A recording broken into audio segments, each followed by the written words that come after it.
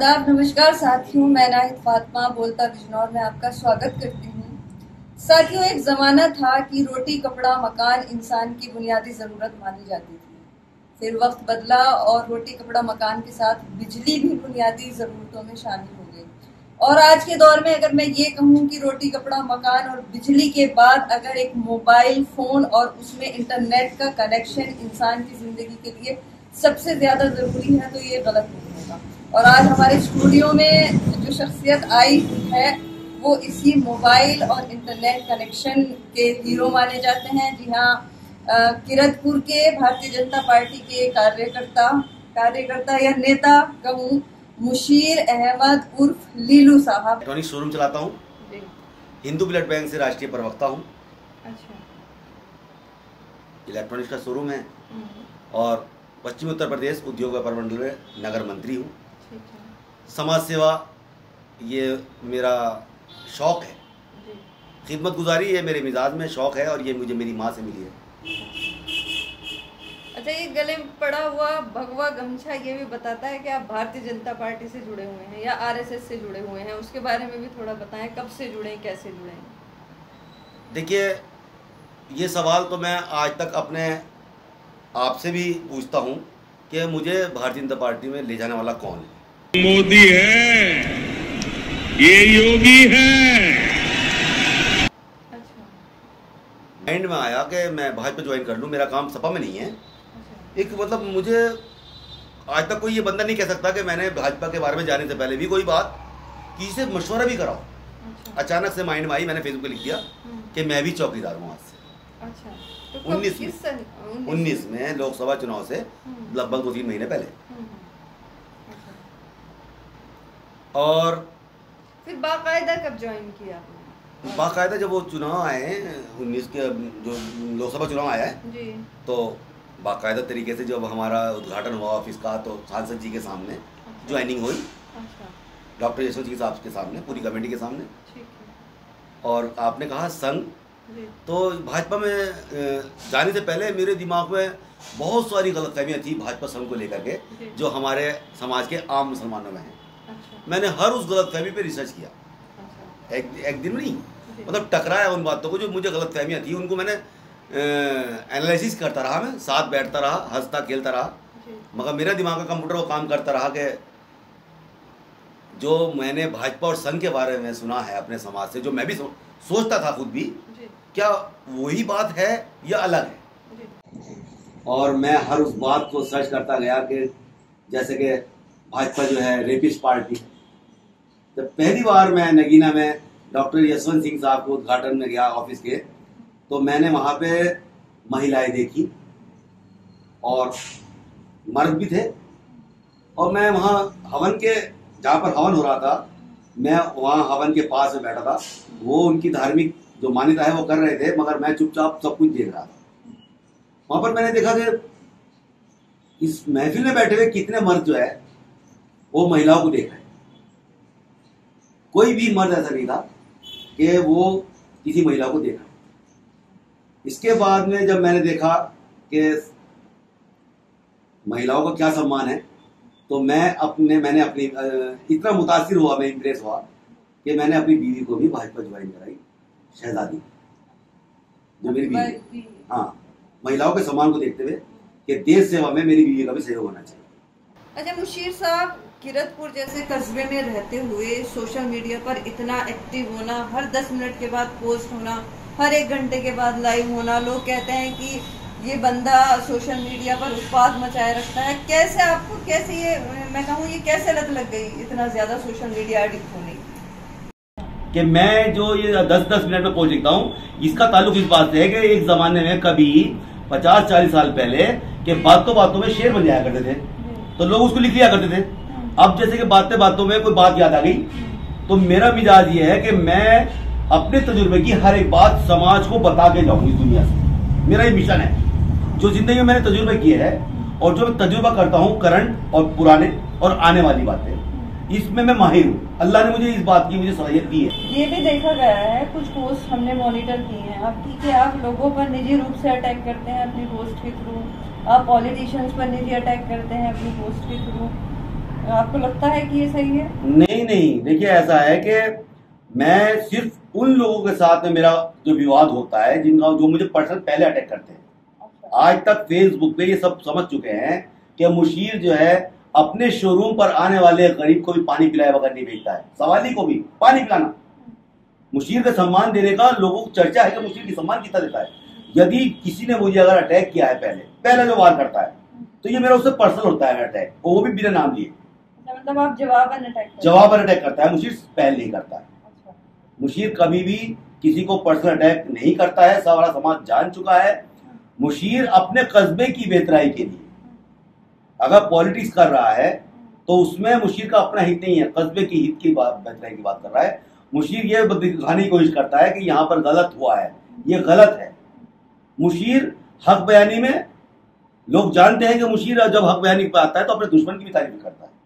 ये बात लोग समझ चुके हैं कि ये मेरा मिजाज है कि जब मैं किसी के लिए पोस्ट लिखता हूं तो उस टाइम पे मेरा कलम जो है मुझे हक बयानी से रोक नहीं पाता है। मुझे ये बताइए, आपने शुरू में ये बताया कि आपको समाज सेवा का शौक है, तो सत्ता पार्टी का सदस्य होते हुए आपने कस्बे की तरक्की के लिए कौन से काम किए? आपके सोशल वर्क्स क्या हैं जिनको आप गिना सकते हैं? देखिए, जो भी मुझसे फेसबुक जुड़े हुए हैं ऐसे इतने काम मेरे सोशल है कि लोग ये समझ चुके हैं कि रक्तदान के क्षेत्र में मैं हिंदुस्तान में इतिहास लिख चुका हूँ सोशल मीडिया के माध्यम से अपने मुस्लिम समाज को जागरूक करने के। ये बात मैं लिख चुका हूँ और लोग ये बात मान चुके हैं कि इसमें कोई डाउट नहीं है कि मुशीर ने इतिहास रचा है। हिंदुस्तान के 20 करोड़ मुसलमानों में अगर रक्तदान के क्षेत्र में मेरे गुजरने के बाद अगर नाम आएगा तो मेरा नाम के बगैर ये अधूरा रहेगा। अपने बस्ती के जितने भी छोटा बड़ा अमीर गरीब जिनका कहीं ना कहीं कोई योगदान कस्बे में रहा है, वो क्या एक चूरन बेचने वाला हो, छोले बेचने वाला गरीब आदमी हो या एक मेरा पति हो, मैं उनको अपने माध्यम से, अपनी पोस्ट के माध्यम से उनकी खूबियां बयान करता हूँ, उनकी क्वालिटी बताता हूँ। जो कि आज के राजनेता एक बार नेता बनने के बाद में वो पूरे शहर को अपनी ताक पर रख देते हैं। उनको ये भी ख्याल नहीं रहता कि मुझे किन किन लोगों ने नेता बनाया है, उनको मुझे स्पेशल सम्मान देना चाहिए, मुझे कम से कम उनको अपने फोटो के साथ जगह देनी चाहिए। मेरा मानना यह है कि अगर आप नेता बन रहे हैं, आपको जो नेता बने हैं आप, तो नेता जनता बनाती है, तो जनता को साथ लेकर चला जाए। ये नहीं कि अपने आप को ये मान लिया जाए कि मैं ही सब कुछ हूँ। अच्छा, ये गुगाहट है कस्बे में कि मौका मिला तो आप चेयरमैनशिप का चुनाव लड़ने जा रहे हैं। देखिए, मैंने अभी तक अपनी फेसबुक से कोई ऐसा ऐलान नहीं किया है कि मैं चुनाव लड़ूंगा। अगर मौका मिला तो सबसे पहले मेरी party Bharatiya Janata party high command मेरा जिला बिजनौर का, उसके बाद मेरा परिवार, मेरा बिरादर, मेरे बुजुर्ग, क्योंकि मेरी मनिहार बिरादरी जो सियासी बिरादरी है किरतपुर की, और मेरी बिरादरी को सियासी शऊर है और वो बड़ा मुकाम रखते हैं जिले में। सर सैयद अहमद खान ये बात कह के गए हैं अपनी किताब में कि जिला बिजनौर के अंदर किरतपुर का सदर मुकाम है सियासत के क्षेत्र में, तो उसमें भी किरतपुर के अंदर हमारी बिरादरी का भी बड़ा मुकाम है। और मेरी बिरादरी और मेरा परिवार जो है आपस में, और पहले मेरी पार्टी का इशारा, तो देखिए यही ताकत होती है किसी भी एक आदमी की नेता बनने से पहले कि उसका परिवार उसके साथ खड़ा है, उसकी बिरादरी उसके साथ खड़ी है और उसकी जो पार्टी है वो उसके साथ खड़ी है। अच्छा, फिर मैं वही आऊंगी कि अगर आप चुनाव लड़ते हैं, पार्टी का इशारा मिला तो या तो आप भारतीय जनता पार्टी के समर्थन से चुनाव लड़ेंगे या भारतीय जनता पार्टी के सिंबल पे चुनाव लड़ेंगे, ये आने वाला वक्त तय करेगा। तो आप जो नहीं, अगर पार्टी समर्थन देती है, सिंबल नहीं देती तो भी लड़ेंगे। हाँ, और तो भारतीय जनता पार्टी से जुड़ के ही लड़ेंगे जैसे भी होगा। तो मेरा अगला सवाल ये है कि किरतपुर जो कि मुस्लिम आबादी वाला इलाका है, मोस्टली जो वहाँ की पब्लिक है वो मुस्लिम है, तो मुस्लिम्स को आप कैसे कन्विंस करेंगे जो भारतीय जनता पार्टी से इतना टूटा हुआ है कि वो बीजेपी के कैंडिडेट को वोट दें, किसी दूसरी पार्टी के कैंडिडेट को वोट ना दें? देखिए, भारतीय जनता पार्टी ने अपनी योजनाओं के माध्यम से, भारतीय जनता पार्टी ने जो जो योजनाएं शुरू की है, वो आयुष्मान कार्ड हो, श्रम कार्ड हो, शौचालय हो, मकान हो, उसमें कहीं 30% हिस्सा है, कहीं 37% हिस्सा है, कहीं 35% हिस्सा है। ये साबित किया है जमीनी स्तर पर। आज की डेट में मकान किरतपुर के अंदर कितने बनाए हैं गिने जा सकते हैं, बताया जा सकता है। लगभग 1000 से 1200 मुसलमानों को मकान मिले। आयुष्मान कार्ड बिल्कुल ईमानदारी से बनाए गए हैं, ईमानदारी से मिले, नो डाउट। शौचालय हो, सारी योजना राशन फ्री हो। हर एक योजना में आदरणीय प्रधानमंत्री जी का ये कथन कि सबका साथ, सबका विकास, सबका विश्वास और सबके प्रयास के साथ इस देश को आगे बढ़ा रहे हैं, उसमें हमारा समाज का विश्वास बहाल हो रहा है भाजपा के लिए। पिछली रामपुर और आजमगढ़ इसकी मिसाल है। अच्छा मुशीर साहब, आपने कहा अगर पार्टी का इशारा मिलता है, आपकी जो सोसाइटी है वो कहती है, आपका परिवार कहता है, तो आप चुनाव लड़ेंगे। बिल्कुल। लेकिन आपके कस्बे में जो चेयरमैन है, मौजूदा चेयरमैन है, उससे पहले भी वो चेयरमैन रह चुके हैं, उस बंदे में जिसे 10 साल से पब्लिक चेयरमैन चुन रही है, उसमें आपको ऐसी क्या कमी नजर आ रही है कि आप उसको रिप्लेस करके खुद आगे आना चाहते हैं?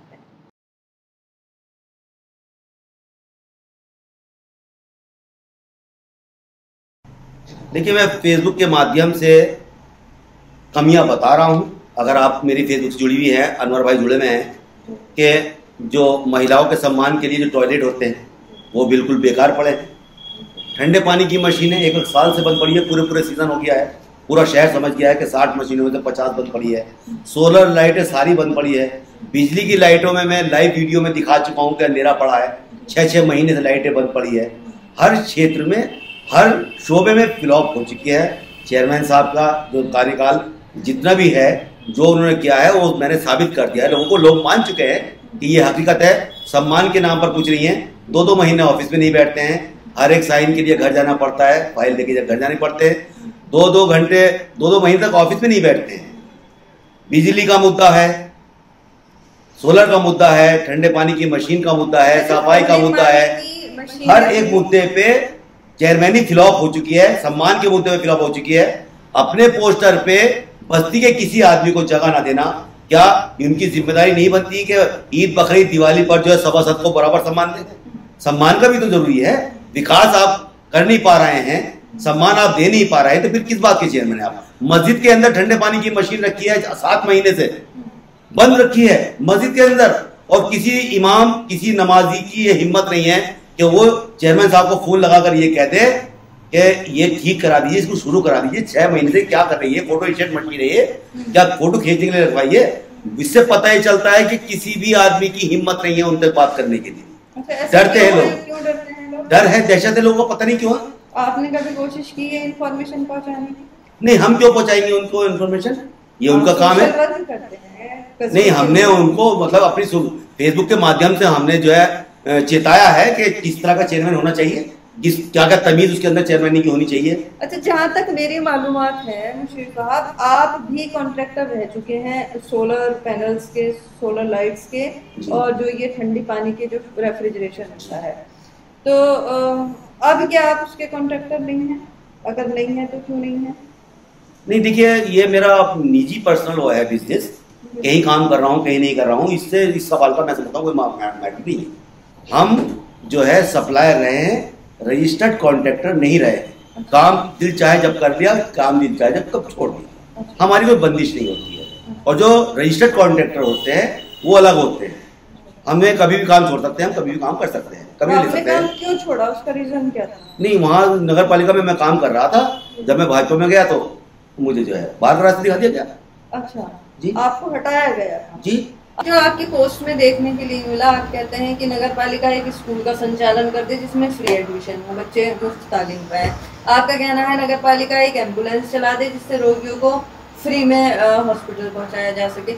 मतलब ऐसा लगता है कि आप सारे काम नगर पालिका से चाहते हैं। अगर नगर पालिका सारे काम करेगी तो फिर जो बाकी विभाग हैं, चिकित्सा विभाग है, शिक्षा विभाग है, उनके काम का क्या होगा? फिर आप उनसे कभी डिमांड नहीं करते हैं। मतलब आपकी हर पोस्ट में नगर पालिका को टारगेट किया जाता है क्योंकि आप चुनाव लड़ रहे हैं, इस वजह से। कस्बे का जो विभाग है, कस्बे का विभाग होता है नगर पालिका। गाँव की जिम्मेदारियां क्या होती हैं? हाँ, मैं बता रहा हूँ ना आपको, कस्बे का विभाग होता है नगर पालिका, ग्राम पंचायत गांव की होती है। तो सीएमओ ऑफिस का क्या काम होता है ये भी मुझे पता है। असल में वजह यह है कि मैं क्योंकि ठेकेदार हूं और मुझे ये पता है कि नगर पालिका क्या क्या सुविधाएं दे सकती है शहर को। जब आप 25-30 लाख रुपए की ई रिक्शा मेट्रो खरीद के खत्म कर देते हैं उनको 2 साल के अंदर, तो आप एक 10 लाख रुपए की एम्बुलेंस भी ले सकते हैं। नहीं, आप मुझे ये बताइए मुशीर साहब कि जो नगर पालिका परिषद होता है उसका कार्य क्षेत्र क्या होता है? उसके मुख्य कार्य क्षेत्र जो है 3 होते हैं, बिजली, पानी और साफ सफाई। तो ये इसका समुचित प्रबंध है कि नहीं है कस्बे में? मैं दिखा चुका हूँ फेसबुक पे, लाइटें बंद पड़ी है। 50-60 मशीनों में से 40-45 मशीनें बंद पड़ी थी और आज भी 10-15 मशीनें बंद पड़ी है, 10-15-20 आज भी नहीं चला पाए। लाइटें मैं दिखा चुका हूँ, अंधेरा दिखा चुका हूँ। तो आपके कहने का मतलब ये है कि जो मशीनें हैं उनका एनुअल मेंटेनेंस नहीं होता है?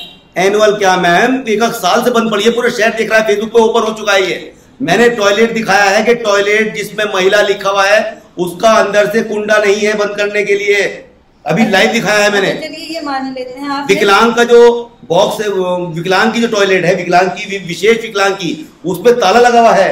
और जो बाजार में सोसाइटी पर बाजार मुख्य बाजार में टॉयलेट रखा है, मोबाइल टॉयलेट छोटा वाला, उसमें ताला लगा हुआ है। मोबाइल टॉयलेट में बाजार के अंदर ताला क्यों लगा हुआ है? आप क्यों नहीं चला पा रहे हैं उसको? एक टॉयलेट की व्यवस्था नहीं दे पा रहे हैं बाजार के अंदर।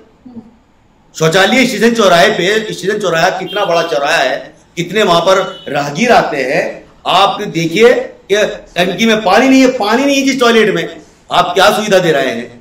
एक तो टूटी भी पड़ी है, गेट टूटा पड़ा है, और जिस पर जो खाना जो टॉयलेट महिला के लिए है सुनिश्चित कि ये जो है ये हिस्सा महिलाओं के लिए है, उसमें अंदर से कुंडा लगाने की भी व्यवस्था नहीं है। चलिए ये मान लिया, पूरी लापरवाही समाज को, अपने कस्बे को मैं दिखा चुका हूं। ये कीरतपुर की नगर पालिका चेयरमैन बिल्कुल हर क्षेत्र में फ्लॉप हो चुकी है। वो सम्मान का मामला हो, टाइम देने का मामला हो या विकास का मामला हो, आज भी उन्हीं जगह पर मशीनें और लाइट ठीक कराई जा रही है, वो भी लेट, 6-6 महीने से जो बंद पड़ी है। ये जहां पर हमें वोट मिलते हैं, सिर्फ वोट के लिए उन क्षेत्र में काम किया जा रहा है। मान लिया बहुत सारी कमियां हैं, आपने 3 मुख्य क्षेत्र नगर पालिका परिषद के बताए कि ये होते हैं। उसके अलावा आपने जो आपकी जो एक्सपेक्टेशंस हैं, जो आपकी उम्मीदें हैं कि एक एम्बुलेंस हो, एक स्कूल हो, उसके लिए आपने सत्ता पार्टी में रहते हुए और इन कंप्लेंट्स के खिलाफ आपने सत्ता पार्टी में रहते हुए क्या कोशिशें की फेसबुक पे लाइव आने के अलावा? आप तो पावर में हैं, आप तो पार्टी से जुड़े हुए हैं। तो केंद्र में आपकी सरकार है, हमारा आपकी सरकार है। रेलवे में अभी तला मकरानी साहब धरना दे रहे थे, अनिल सूची राष्ट्रीय कार्यकारिणी के नेता, हमने उनको संबोधन दिया है। हमने सुभाष वाल्मीकि जी से कहा है, उन्होंने हमें आश्वासन दिया है। हमने सुची चौधरी से बात की है, मंडावर का जो रोड है। तो मुझे सब जानते हैं कि मुशीर के कमेंट में जो लोग आ रहे हैं, जो सोशल मीडिया का वो है, उसमें कोई झूठ नहीं चलता है। उन्हें सब पता है कि जो मुशीर बोलता है वो काम होता है, वो सारा रिजल्ट सामने आता है उस काम का। ये काम होने का आश्वासन है जो आपने विधायक से बात की है, जिलाध्यक्ष से, कब तक का आश्वासन मिला है? ये तो प्रोसीजर है मैम, सरकारी काम है, महीना भी लगता है, 2 महीने भी लगता है। नहीं तो ये सरकारी काम तो फिर मुशीर साहब नगर पालिका का भी है, उसमें भी नगर पालिका के पास पर्याप्त फंड है उसको कराने के लिए। जब एक नगर पालिका मौजूद थी तो दूसरी नगर पालिका क्यों खड़ी करी गई? चेयरमैन साहब ने वादा किया था कि हम पार्क देंगे, हम बैंक्वेट हॉल देंगे, ना बैंक्वेट हॉल बना ना पार्क बना। अच्छा मुशीर साहब, हमने आपकी फेसबुक पर देखा है कि आप एक प्रोग्राम करते हैं लाइव महफिल दिल से, और वो रात में वो प्रोग्राम रहता है, उसमें आप कुछ गुनगुनाते हैं, कुछ गजलें नज़म, क्या मकसद है उसका? किस वजह से उसको आप? देखिए, मैं आपने शुरू में कहा था कि बहुत पोस्ट लिखता हूँ। बहुत पोस्ट जब मैं लिखता हूँ तो उन बोलने में और लिखने में फर्क होता है। लोगों को बड़े सवाल बन जाते हैं कि आज ने ये बात लिखी है, तो उससे लाइव महफिल से ये लोगों को गलतफहमी दूर रहती है कि आज आपने वो पोस्ट बहुत गलत की है, बहुत अच्छी लगी, उसका क्या मतलब है, उसका क्या मतलब है। तो एक तो उससे वजाहत हो जाती है, खुलकर वजाहत हो जाती है। दूसरी बात यह है कि मेरे पास अल्लाह के दिया हुआ जिंदगी के तजुर्बे बहुत है, मैंने जिंदगी को बहुत करीब से देखा है, और ये बात मैं जो बोल रहा हूँ लिख भी चुका हूँ। ये दुनिया में जितने तजुर्बे अल्लाह ने मुझे दिया है, ये करोड़ों नहीं अरबों लोगों को नहीं मिलते, और मैं चाहता हूँ अरबों में एक है नहीं, मेरा मतलब है करोड़ों की काउंटिंग मत करो आप, अरबों में की।